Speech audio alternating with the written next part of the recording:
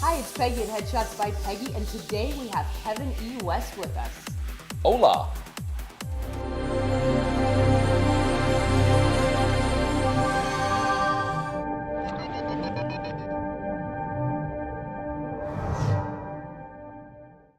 Kevin, I'm so excited that you agreed to come on. Happy to. Now, Kevin, you've been in the industry for some time. Oh, long time. You're yes. an old guy, like. Thanks. Yes, Like, I am an old guy.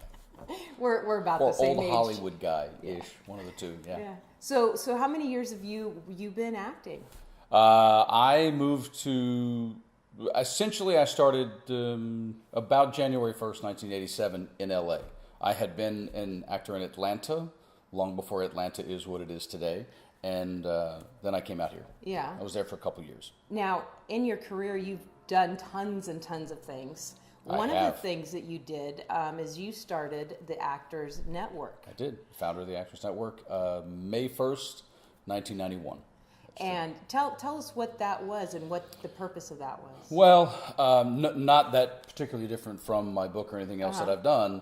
When I moved to California, which is no different than it is today, I just was younger and had not actually been here. So I'd been here for 4 years, essentially 87, 88, 89, 90, and I was going into my fifth year leading up to May 1st, 91, and I felt like, based on the way that I had grown up, which was working from a very young age, not uncommon for small town people, right?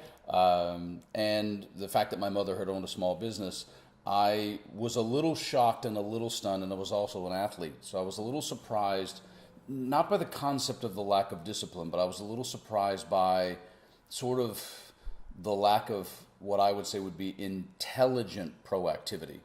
And so I saw a lot of pain that I felt, I think subconsciously, that was just unnecessary. It was just unnecessary. And so you got to realize the Actors Network started in my apartment with a meeting of 6 of us sitting around my couch, all fully clothed, let's be clear. And so, sorry, it's a bad joke I made.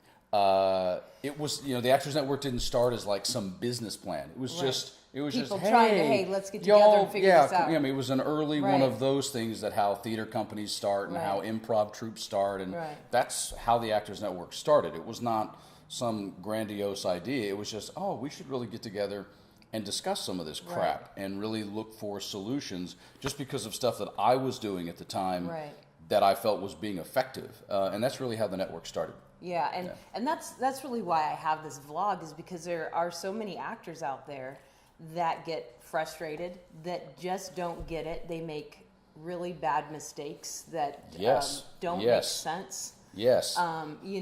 Just from a logical point of view, sometimes I'm like, I have clients and they're telling me stuff, and I just want to say, let's sit down for a minute. And there's a reason for that. It's because we are the most undereducated professional community in the world, bar none, in my opinion, and it's not even close. Right. And yet when you say the word education, especially in the last 18 years, with the advent of digital technology, with the ability of because since I created Actor Biz Guru, which is a video series of education, it doesn't mean that it makes the education any better. Right. It just means there's a lot of people out there espousing things that sometimes actually make it worse for actors.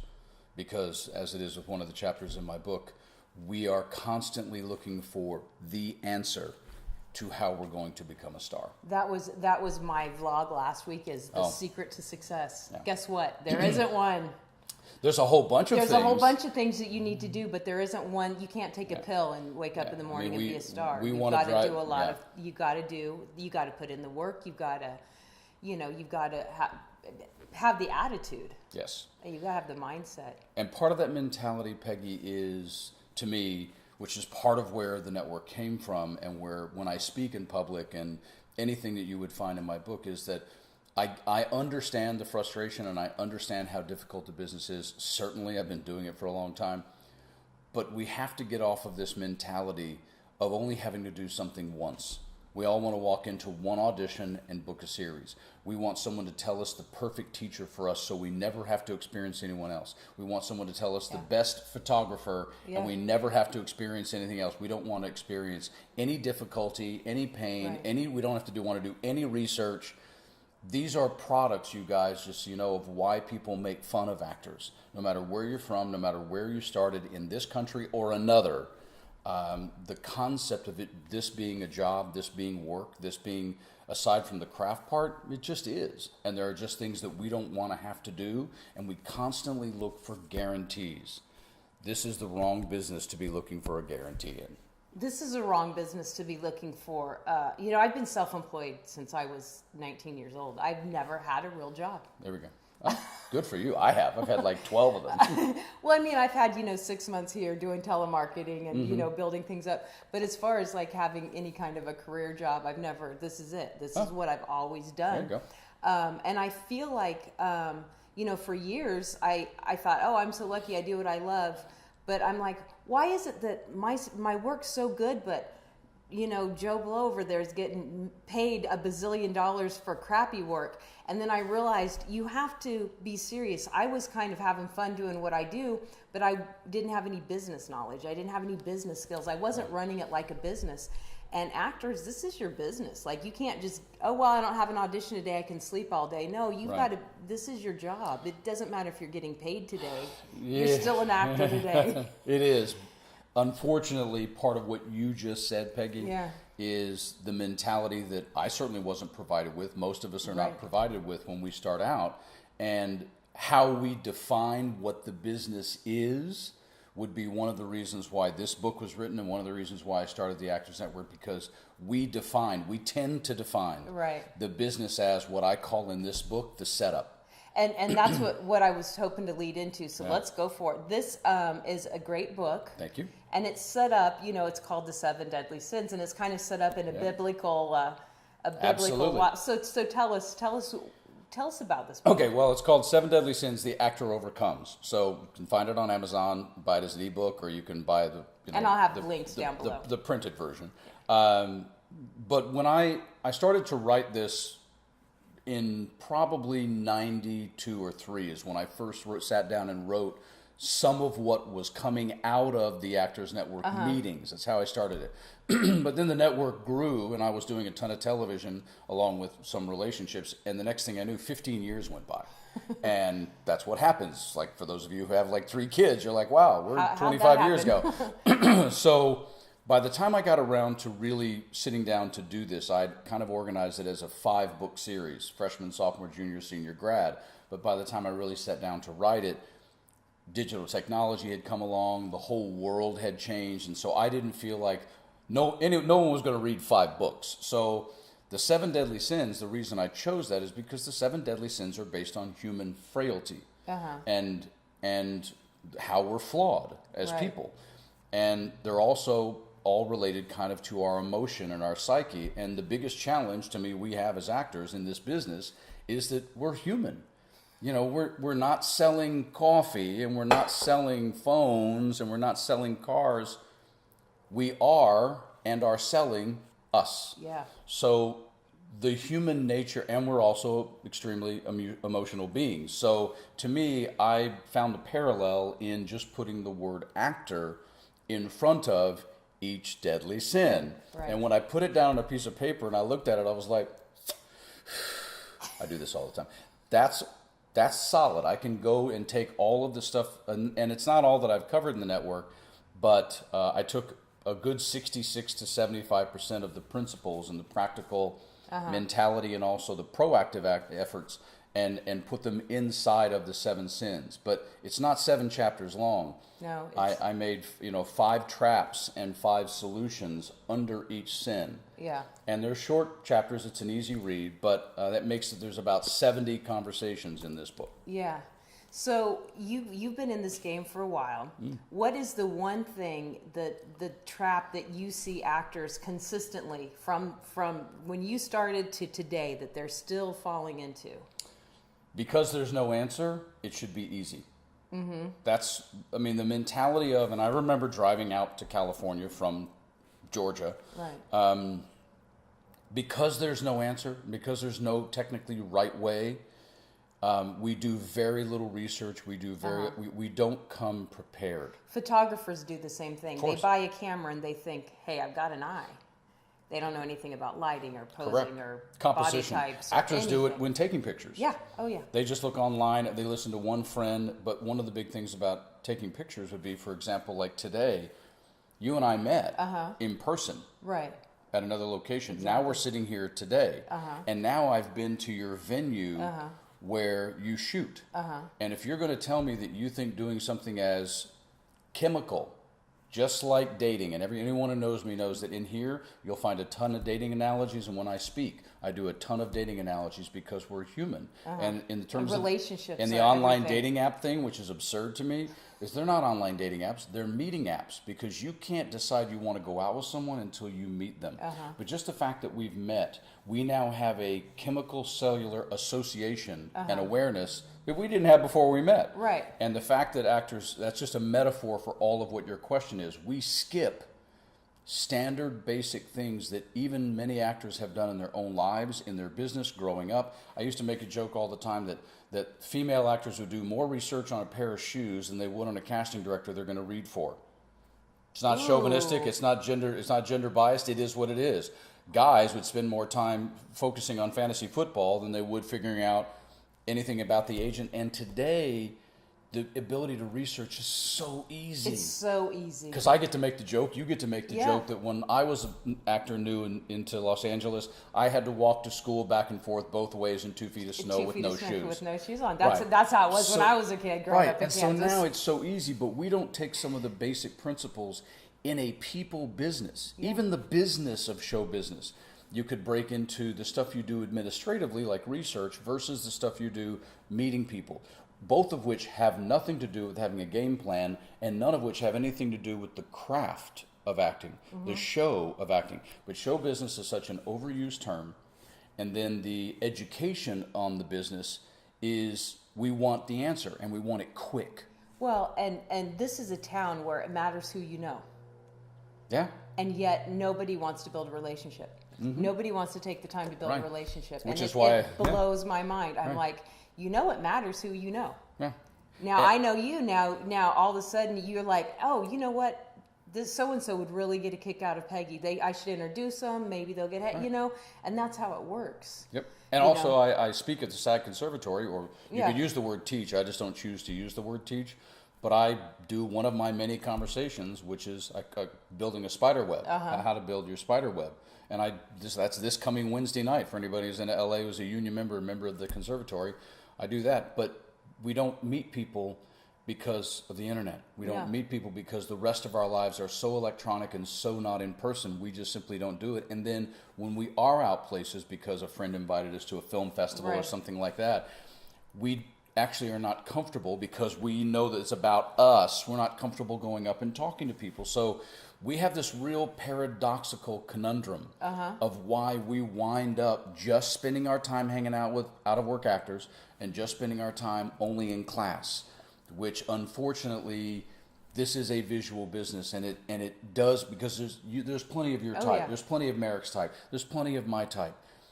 But when you actually know somebody on an in-person basis, then it does separate you from the other people who just look like you on a computer screen from a submission list. Exactly. And if you take the time to have conversations with people, because I'm a photographer, that's what I've done my whole life. I've done a lot of events. And so when I'm shooting an event, I'm the life of the party because I have to talk to people. But my personality, if I'm not working, I was the one that's sitting in the corner. And when I moved to Southern California, I realized I'm never going to meet anyone if I don't talk to someone. Because I moved out here by myself, not knowing anyone. With my kids, but and but as far, them. I brought them along. But what I would do is I would pretend like I was working, because when I was totally confident with the camera in my hand. So I would, in my head, I'm like, okay, what would you do if you were at a party? If you were working this event. And I say the same thing to actors. When you're at networking things, don't go sit in the corner and talk to the 3 people you know. Make it a scenario in your head, and your job is to, in this scene you're meeting people, so go out and act, and then all of a sudden you realize in real life you're meeting people. Yes. Whatever it takes you to do to get over that shyness or that insecurity, you have to get out there. You have to talk to people. It's all about meeting people and building. I think, unfortunately, the reason why a lot of us don't do that is because it's not just the talking. It would be the same as a man going up to a woman anywhere in the world and, for lack of a better phrase, hitting on her, which can be done obviously completely classy, completely funny. This has nothing to do with Me Too. This is part of that problem, is we over extreme things. And but the issue, Peggy, to me is what's in this book and what's when I speak is that we don't know how to talk to, as I say, people on the other side of the desk, because we're so afraid of so many things, right. Which is why I do this thing called How to Build Your Spiderweb. Seven key ways to build your spider. And is that every Wednesday night? No, it's once a month at the SAG Conservatory. Okay. And it's for 3 hours. Once a month. Yeah, it's okay, quite a conversation. This is gonna air on Thursday, so this was after. last night. But so it's but the following. It's October 10th. October the second 10th. Wednesday in October, October 10th at the SAG Conservatory. Building Your Spiderweb, 7 key ways to start to build it. Okay. Because we as actors are so afraid to speak to someone in Right. casting. We're afraid to speak to someone who's an agent. We're afraid, we don't even sometimes know what to say if we're talking to a director. And ultimately, without a game plan in your Right. head or a good transference, a thing like you do Right. with the photography part, we ultimately wind up being really afraid to have to answer a question or sound stupid or not sure what we're going to say. How you go about having game, like women say about men, got no game. That's literally one of the reasons why the Actors Network kind of didn't just get started but continued, was because I began to realize, we don't have any game. We just want to have a pic back then, have a picture, have a Right. representative, and hope it works out. Right. And I was never really built that way. I grew up how I grew up. Right. I didn't have a father. I've been working since I was 11, and I was a third baseman in baseball. So I was just kind of like, we got to do something about this. And so I just went out to do. And, I got kicked in the teeth a lot, and I made a lot of mistakes and all that. But that's part of what you can get from me, is all the mistakes I made. And most of them are not black and white. They're not black and white mistakes. A couple of them, sure. But most of the stuff we make mistakes with are very subjective. They're very in the moment. Who's your audience?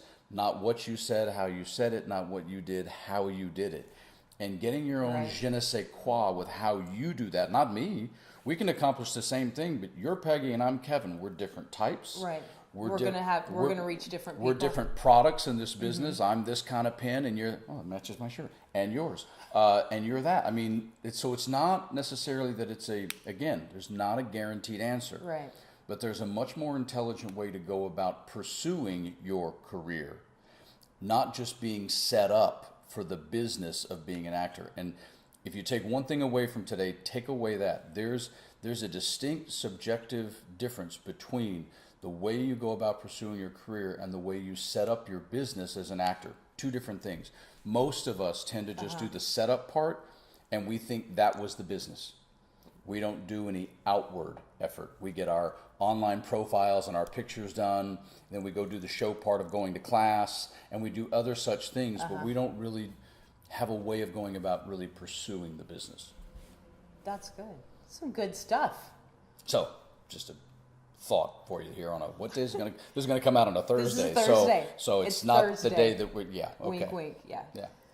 It's Thursday. It's just today. like Thursday, only it actually in LA it is. It's any day that ends in Y because the sun's out. The sun's out, and you know what? The sun's always out. There you go. Even when it's raining, it's out. Well, yeah, and when it rains, it's just give it a minute, and the sun will come out if it's Yes, not. exactly. But it only rains here enough to mess up your car. I've noticed that. And a few homes on the side of a hill. Oh, If yeah, it rains yeah, enough. If it rains enough. If it rains enough. Do you have a house on the side of a hill? No, I would not. I would not. See, I looked that's at one because- once and I'm like, no, I'm not doing it. Earthquakes, mudslides, I'm out. That's because we were raised to be smart about stuff like that. Kansas and Tennessee. There you go. You had to think about it. Well, why would you build a house on the anyway? So tell me what is different now. What is like that? What we just talked about. That's like overall. Now that because when you started, it was an 8x10 headshot. It was a resume on the back. You ordered 100 of them and blah blah blah. Now things are different. Things are really digital. You've got your casting about that sends out your casting breakdowns. Everything's all, really quick and easy at your fingertips. What is it, the same pitfall today, or is there a new pitfall? It's the same thing. Nothing's changed, even though the whole world has changed. Philosophically, in my opinion, the same problem with Hollywood has always been the same problem with Hollywood, is that with a lot of businesses that require, access or opportunity. Certainly, I think the window dressing has changed. For lack of a better phrase, when I do the same analogy that I do with people, our craft that we use to work as an actor comes from the inside of us out, but that we all walk around with a shell. We all have a particular type of exterior, this pen versus another pen, both being products. I think the exterior in Hollywood has changed. The internal part of Hollywood hasn't changed, because the exterior part is, okay, now it's color headshots instead of black and white. Now they're all digital on a profile that people click and okay, all of the mechanisms have changed. But isn't the core of Hollywood? Why are we still saying that Hollywood's who you know? They said that in 1955. Yeah. So 1955 to 2018, if it's still who you know in some ways, and or for me, I've had 46 representatives in my career. How good is your representative, and how good of job do they do for you? Those issues of getting a chance to walk in the room. I mean, if you had $1 every time you heard an actor say, if I just get a shot at the title, get in there. Which, yes, I understand and I agree, but that's why I've said for years, to me, the difficulty in Hollywood is not setting up your career and being in your city, wherever that is, whether it's Melbourne or Sydney or London or anywhere else. It's getting in that room. And how are you going to get in that room if you don't have a situation or a friend or something that makes getting in that room not only easy, but regular enough to give yourself actually a chance to book a job in this business? Right. Because we all go through tough stretches. There was a stretch I went through in my life for 10 years. I booked everything, like all the time. And then you go through stretches, which I'm in now, because kind of white guys my age who are not a star are actually having kind of a tougher time in Hollywood. And now you go through a stretch where you don't get as many auditions. And amazingly, for whatever reason, I haven't booked as much in the last 3 or 4 years as I typically do, based on how many auditions you have. But you still have to be able to get in that room. And that hasn't changed about Hollywood. Yeah. Yes, Hollywood is great. And I personally think that the internet has actually in some ways made Hollywood harder. Because what it's done for our community and to our community at the same time is it's basically added in a firewall that we now fall for, which is, well, this is all online, so I can't do anything in person, which is really convenient because it's lazy. It means you don't have to drive around Los Angeles, and you never have to risk actually talking to someone.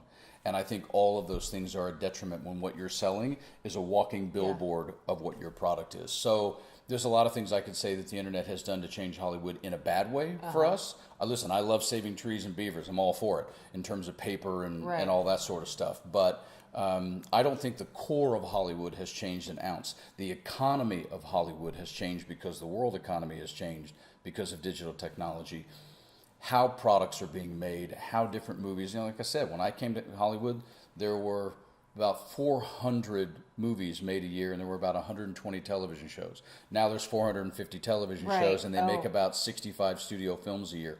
So that stuff has changed. But again, we're not trying to make a studio film most of the time. We're just trying to get an audition. So I think still the core of that, it's made agents think differently, it's made managers think differently, casting yes, all those things have wrinkles and tweaks of changes, but hey, that's just, you got to adjust. That's what the business is. You got to be flexible. Yeah. And ready to you got to be willing to change and do different stuff in different ways. And a lot of our community is not willing to do that. So, I'm a headshot photographer.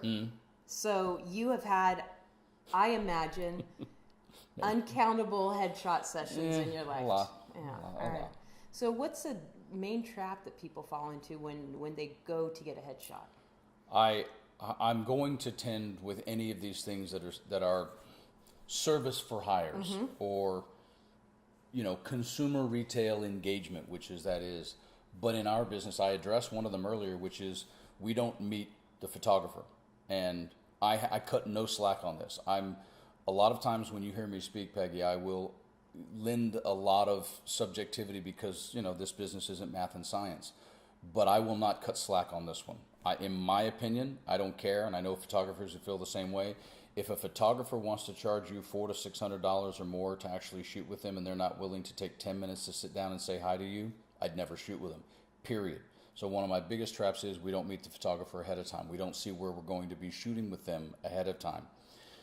Past that, you start getting into the challenges, and I know you know this based on colors and how they look on you. You get into the people don't have a really good necessarily self-identity about their product in this business. What your wardrobe might be in your personal life, or even when you worked at a corporation, might not be the wardrobe you would choose to take pictures in for this business. So that takes a lot of self-identification. Also, I tell people all the time, if you believe you're a great commercial type, then look at your age, look at your gender, look at your ethnicity, go pick 4 or 5 television shows that have commercials where there are series regulars that look like you, and then go watch the commercials that happen, and then get that wardrobe, have that haircut-ish. We're not talking about being a robot or rubber stamp, but we don't do research, Peggy. We don't put, and then the other thing that I will say, and I can keep it kind of short on this, is composition. This is part of the problem. Composition is what's behind you when someone's shooting you, and ultimately that's the photographer's fault or the photographer's responsibility. But at the same time, you need to be cognizant. Here we are right here. This is a good example, the two of us. She's wearing a solid color shirt, and I'm wearing one that looks like a test pattern if you were to see this in the wrong light. Now, you got to imagine, this is going to be a little tiny thumbnail on a screen. On a casting director's commercial screen or theatrical screen where there's like 150, 200 pictures. So what you're bouncing off of in the background back there, like this is depth of field, this is out of focus in the back, let's just say, or if you're against a flat wall. So your composition matters. So if you wear a patterned shirt like this and the photographer, and a photographer sticks you behind you and they have some lattice work or there's like some bricks and stuff, like that picture's worthless. You literally, your eyes get lost. You just look like there's a whole pile of crap behind you. So being aware of your composition, getting better at understanding your product in this business and its wardrobe versus who you are as a person, and then also meeting the photographer in person and having a sense of them and making part of your decision based on that. I'd pay $100 more for a session with someone I knew I was going to vibe with really well versus it always being just who's the least expensive. And the least expensive, anybody that's listened to my vlogs knows that the least expensive is not always the least expensive. Sometimes it can be, but a lot of times it's not. Yeah, because you got to redo it anyway. But that's one of the main reasons why I do this vlog, is because if you can't stand listening to me for 6 minutes, you are not going to want to shoot with me. And I'm not for everyone. That's a great point. I'm not. There's 4 million people in Los Angeles. I am not for everyone. And to be honest, some people I don't want to shoot with them. There are people I don't want to shoot with. 100%. Because it's going to turn out miserable. They're going to hate their headshots, and they're going to tell everybody I'm terrible. So why would I want to shoot with them? Right. But this falls into the area where you talk about my book, and it is that a lot of our community, hear me loud and clear, guys, don't take it personally. We like excuses. We have a bad headshot. We like complaining. Yeah. It's one of the main reasons why, running an organization like the Actors Network for 23 and a half years was a challenge, because our community in general likes to complain, but you don't want to do the work ahead of time to make sure that you don't have something to complain about. So that's a huge part of what my book is about, is front-ending that, getting the result you want, and really putting in your time to make sure that you get the result you want. So you don't know this because we haven't shot together yet, but in order for me to shoot somebody, they have to take the time to fill out a questionnaire. And it makes them think about what roles, what are we doing? And, and if I have a client that won't even fill out a questionnaire, that won't even take 15 minutes to say what type they are, guess what? See you. So, because if you want to have a successful headshot, if you want to have a successful business, you've got to do, that's perfect. I do agree. That's I do perfect. agree, 100%. Now, let's talk about your writing, because yes, ma'am. because you are, you've done amazing things for actors, but you have a new book coming out. I do have a new book. It has nothing to do with acting. No, it doesn't. It's just about Kevin E. West being awesome. And my next 3 will not have anything to do with acting. Listen, people ask me all the time why I started the Actors Network, and then people ask me why I closed the physical doors of the Actors Network. Well, first of all, I did 100 webinars that are 15 minutes each long. It's 25 hours worth of content that you can find on the Actors Network website, actors-network.com. So, online membership, the Actors Network lives in that sense. That's that. This thing I co-authored with the fabulous woman named Carolyn Berry, who was one of the top commercial casting directors in all of Los Angeles. We lost her 3 years ago. She passed away. But this is a Technique 2-hour CD, gettingthejob.com, and my book you can easily find on Amazon. So one of the reasons I closed the Actors Network, Peggy, was because you start to get to a certain age and you look at your life and you go, what am I doing? What do I want to do?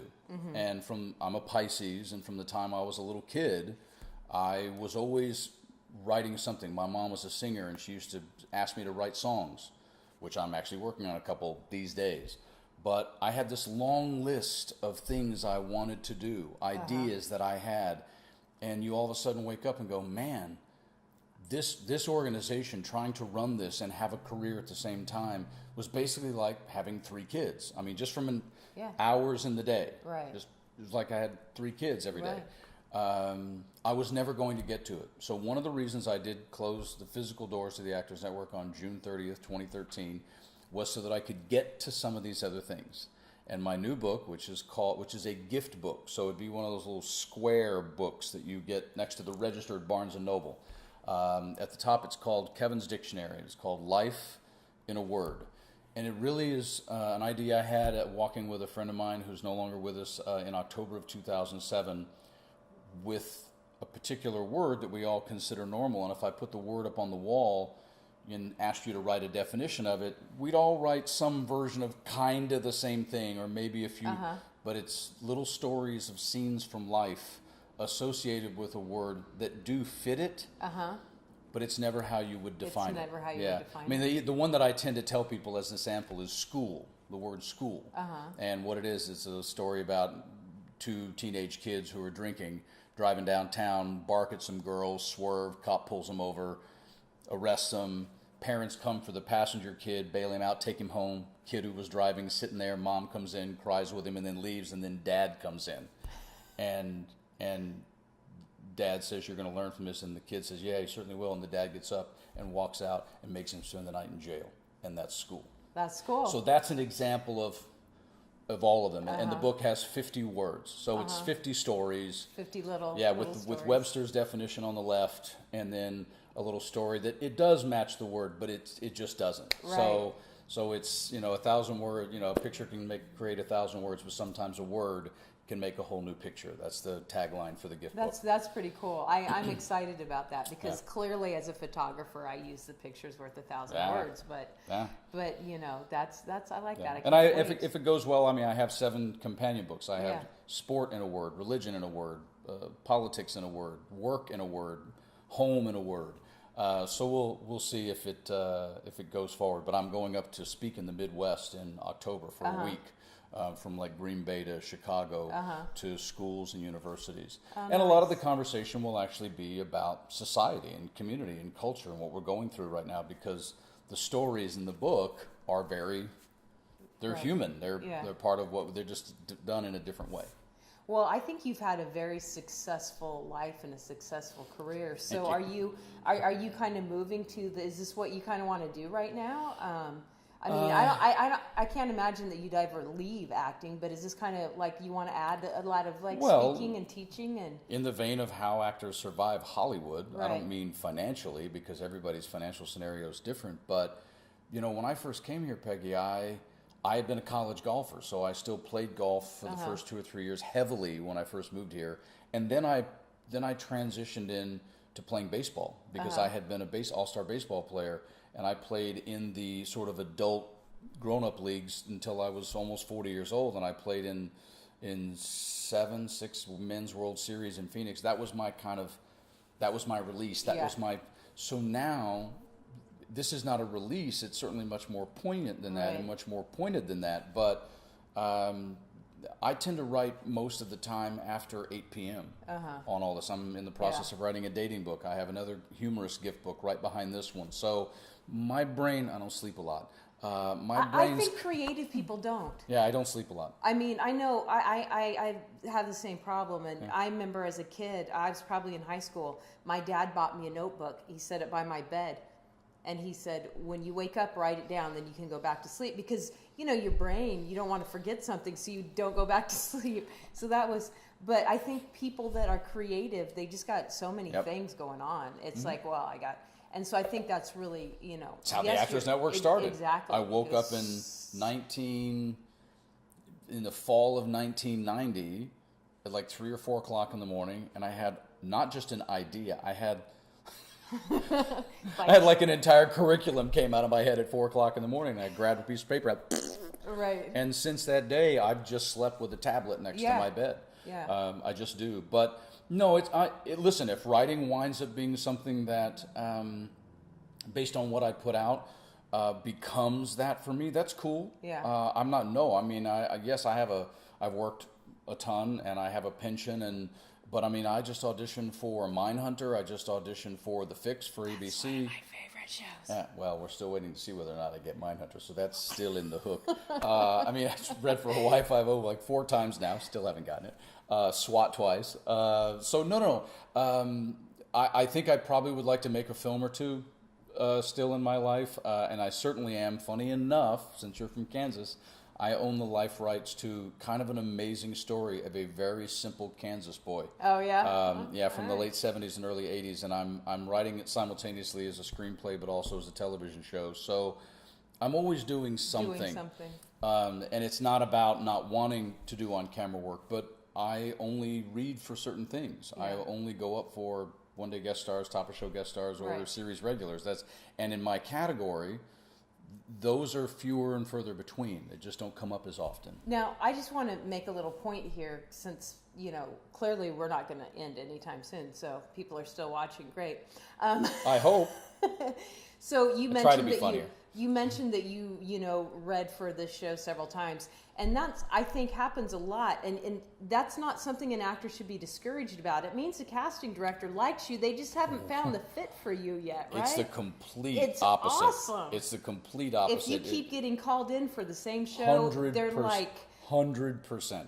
And this didn't used to ever happen, Peggy, because when I came here, I could not tell you, and I'm almost positive that I'm correct about this. From the first show that I booked, General Hospital, the first primetime show that I booked, Matlock, that'll tell you how old I am. I don't think I ever read for a show more than twice. Yeah.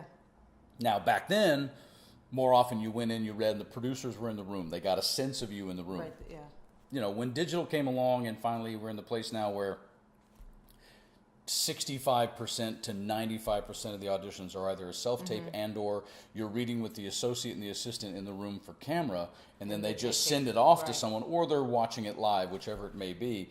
It takes longer sometimes to find out, number one, but that repetitive reading stuff for me started around Desperate Housewives. Oh, yeah. It was right around the time that it was, because I was a guest star on the first season of Desperate Housewives, and it was towards the end of the season, and I read for it 5 times. And I remember I walked in, and the casting, Scott is a friend of mine, and he goes, "Haven't you done this show?" And I looked at him and I go, "Well, if you would just freaking hire me, I would do the show." But it's been the same. Castle was 6 times. Bones was 6 times.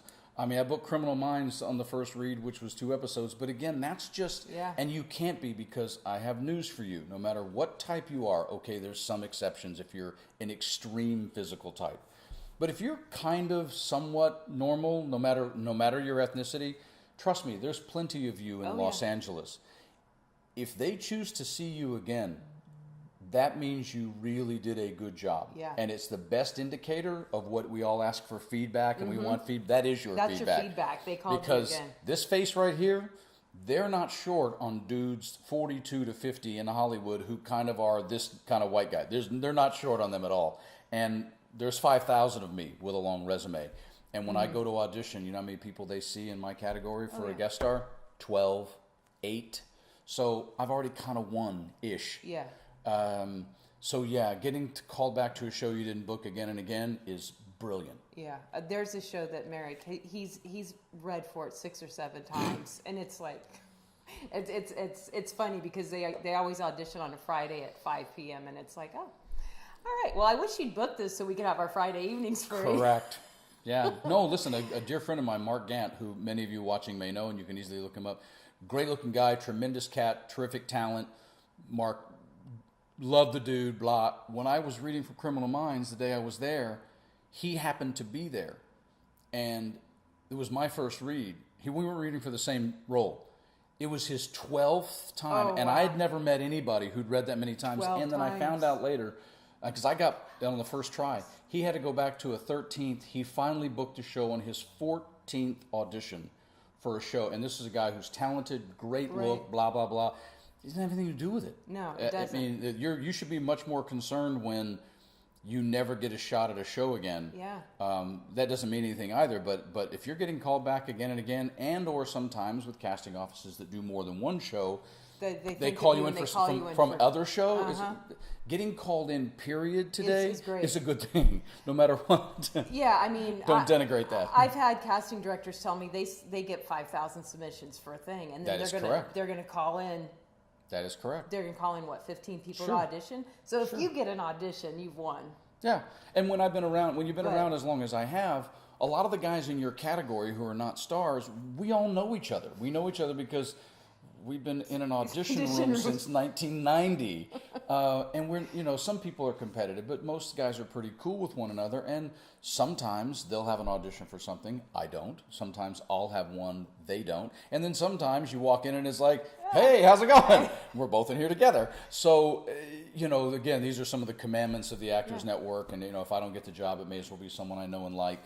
Well, and I think that because I've gone just because sometimes if Merrick has a crazy day, I'll drive him because if I have a slow day, and it's amazing to see, like, the men usually are pretty cool with each other.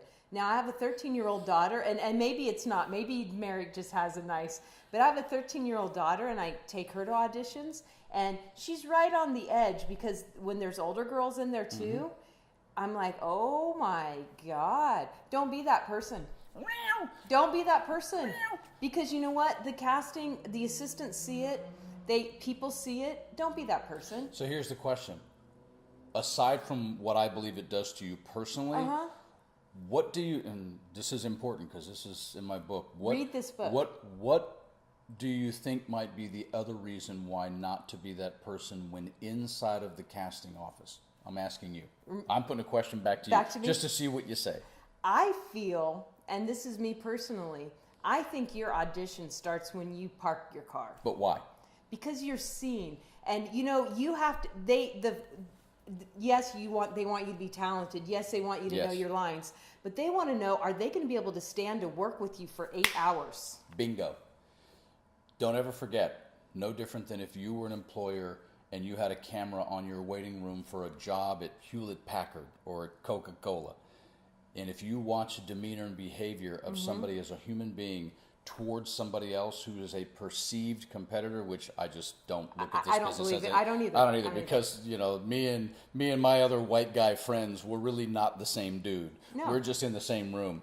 But that is unequivocally what Peggy is. That is the correct answer is, what would you be like as an employee? Because remember, whether you're there as a one-line feature, and I do not mean featured extra, I mean a feature role, a co-star, or you're there for a week as a guest star, the bottom line is, in this business, you are coming into someone's existing home.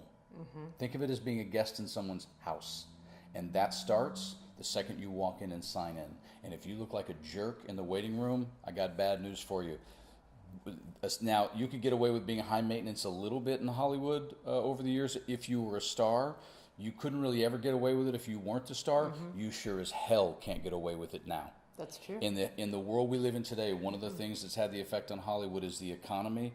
This is why Netflix, this is why things have changed with our contracts and our economics. No patience for you coming across as a entitled, high-maintenance jerk when you're there for 1 day out of 8 on a television show, or you're there 3 days out of a 27-day shooting schedule on a film. And if they get a sense of that, it's not going to get written down anywhere. They're just going to say it to somebody. They're going to say, they seem like a real jerk in the waiting room. Just don't do it. Yeah. And focus on you. Yeah. Focus on your job. Do your thing. You're there to get a job. When I moved from San Diego to LA, you know what people told me? Oh my God, there's so much competition in LA, you'll never make it. And I'm like, there's no competition, because what I do is not what that photographer does. There's 4 million people here. What you do is not what the other white guy does. And you're going to be a fit for the role that you're a fit for. And so this whole nitpicky, bad attitude, it looks ugly on you. It looks ugly on everyone. And I still think I think ultimately it also just distracts you from what you need to go because you need to be thinking about you, not worrying about, Yeah. But yeah, I've walked into some things, with the women, and I'm sorry, but I mean, that's where I see it, is that these women, and this is a lot of what the mean girl thing, and it's not cute. Yeah, the mean girl, and some guys do it, but you get away with it sometimes in commercials because you don't have any dialogue, but you're still a principal, or you might get away with it in television because you have one line. But if you want to work in this business, and you want to work a lot in this business, I assure you, when you get a 7-page pilot audition for David Fincher, you don't have time to walk in and do anything other than be prepared before you get there, sign in, and stay focused on what you have to do. And if you're thinking about something else and you're reading against me, I got bad news for you. I'm going to do a better job than you. And it's not because I'm necessarily better than you. It's because I'm not there to glad hands, shake hands, kiss babies, and smile at everybody. I'm there to be cordial and do my job. And ironically, that's exactly what the producers and the network and the directors want you to do if they hire you. Come in, be cordial, be professional, be punctual, do a great job, and go home. And it's hard for our community, because it's one of the first chapters in our book, that we are addicted to applause. And I understand it. I don't guys, I have an ego too. Don't think I don't understand it. But in the film and television on-camera commercial process of auditioning and actually working, there's no applause because it's on camera. Now, yeah, once in a while, if it's a brilliant scene or whatever, the set will actually acknowledge, wow, that was some great stuff. But in terms of how most of us grow up with the theater and getting applause, or in class and getting applause, that's not the kind of feedback that we tend to get outside of being at an award show or something. Our jobs are filled with just do the work. And so I think it's a good mental practice to get used to just going into an audition room, to sign in the lobby, and just be prepared to do the work. And don't worry about everybody else, man. If you're a redhead, you ain't a brunette. If you're 5'10", you're not 5'2". You'll come along, and maybe even for a lot of the younger people now today, because of Netflix and Hulu and Amazon and a lot of the different kind of programming, whereas you may be in a lot more mixed rooms. It took half my career before I wound up in an audition room, and all of a sudden there were women there reading for the same role. There were black guys there reading for the same role. There were Latinos there reading. That's completely fine, but they're not you. If they're going to hire a 6'3" black dude, it ain't me. Right. And I'm not getting that job, but my job is still to go in and do a great job. So they'll what? So they'll call me back in again. Because you want to impress them. You want to do your Absolutely. best. And you want, hey, if you don't get that job, maybe you weren't a fit for it. 100%. Or maybe you look like somebody they didn't like. Who knows? We never know why you don't get the job. All the above. above. The point is, if they liked you, they're going to call you back. You just want more job interviews. That's all you want. Exactly. I really appreciate you coming on and taking the time My to pleasure. do this. Absolutely. Gettingthejob.com, Amazon 7 Deadly Sins, and you can follow me at the Kevin E is my Twitter. The Kevin E. At the Kevin E. And all of his links are going to be below this. I'm going to link you all up so you can just click a button. Okay. Clicking's good. Clicking is good. And if you guys are watching this on Facebook, make sure you take the time to go over to my YouTube channel, subscribe so you don't miss any of my awesome videos. And most importantly, have an amazing week, and I'll see you next week. Thanks Thanks a lot. Pleasure.